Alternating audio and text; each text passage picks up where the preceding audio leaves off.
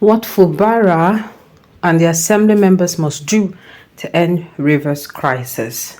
Magnus Abbey speaks. In this interview monitored on TVC Politics, former senator representing Rivers South East Senatorial District, Magnus Abbey, spoke on the emerging politics of Rivers State among other issues. They asked, what do you make of President Bola Tinubu's intervention in the issues between Governor Simbalahi Fubara and his predecessor, Nyesom Wike, and how the resolution is being implemented? He replied, the main thing was that the president was able to bring the parties to an agreement on what would have thrown them apart. First, the House has agreed that it would not impeach the governor, and the governor in turn had agreed that he would recognize the House.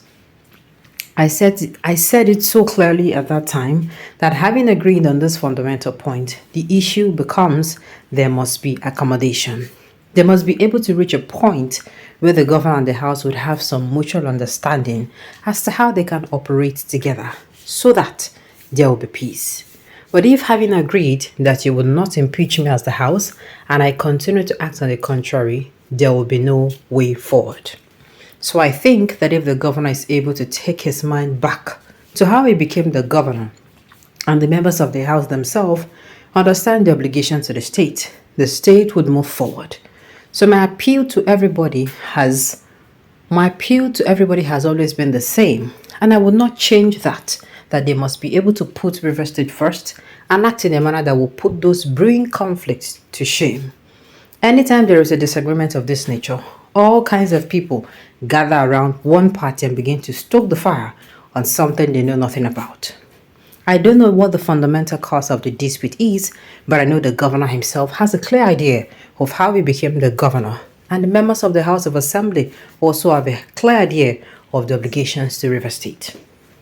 I think if the parties are able to reach an accommodation, they can work out a situation where there can be some measure of progress. In the absence of that, I'm afraid I don't really have any magic wand that can bring peace to the situation. They asked, what would be your advice to the party in interest of peace in Rivers State? He replied, let me also say this. I see what is happening in the state as more of an internal crisis between the People Democratic Party and has already led to a loss of several members of the party. And I think that it is more of the responsibility of the party to try to look for that solution than anybody else. For me and for us as members of the APC, once anybody comes to the party, he should be the place to reach out to them with open arms because they would only make the party stronger. So for the sake of Rivers State, we must all pray and advocate peace. But that peace is not in the hands of anybody except in the hands of the actors themselves. Clearly, if the advocacy of conflict entrepreneurs are put aside, the interest of the state is put in front, and clear ideas and memories as to how we got here are entertained and resolved, I think there could be a way forward. But I really do not have any magic wand that can bring peace to the situation. That is why I have been reluctant to say more than I said the last time, which is that agreement that the president was able to broker and the governor has accepted it.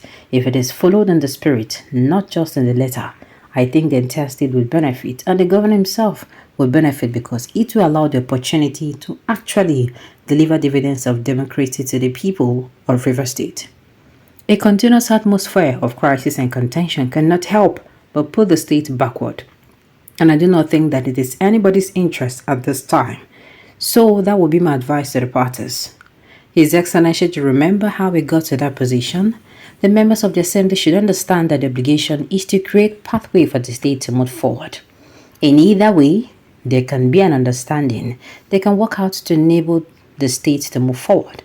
But I do not think the present atmosphere would be in the overall interest of a state in the long term. The battle is for the soul of a state.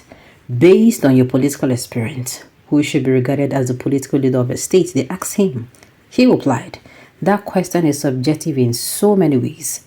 Fubara is the leader of the government of Rivers State because he is the executive governor of a state. But when you say political leader, that is something that you have to work to earn. Let me put this into context. When you say Malam Aminu Kano was a political leader of Kano, he was not the governor at the time. This kind of political leadership where everybody submits to you is something that you have to earn. You work for it. It doesn't come automatically within the head of a government. But is Fubara the governor of River State?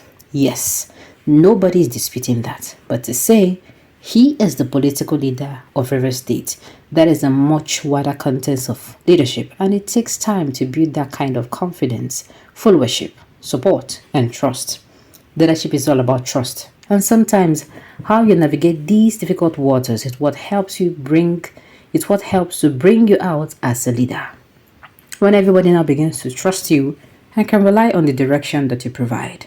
But Fubara is the governor of River State, and it is his responsibility to work towards that leadership. But to say that he's the political leader of River State, I think it takes time to get there. It takes effort. It takes relationship. It takes relationship. It takes knowledge of different terrains and issues. It takes bringing people together. You earn trust, and that is how you get there. As a governor, you have the opportunity to build that, but I don't think it is automatically conferred by the office of being the governor. You can be the political leader of your party, but to be the political leader of a state in that contest, it takes a lot of effort, and there is still quite a lot to be done.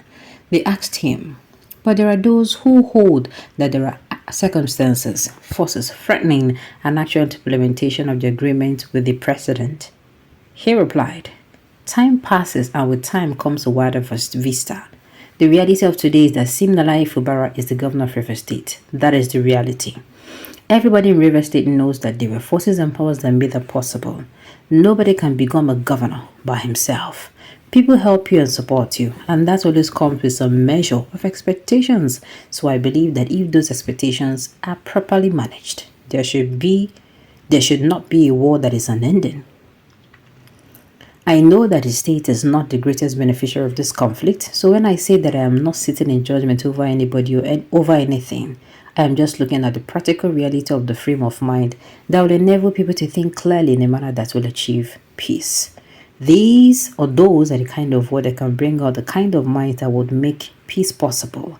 But if we discard that and begin to go fishing around issues that will not help bring in the kind of situation that is desirable, I don't think that will help. So for me, the practical reality on the ground is that these are the issues that needs to be managed.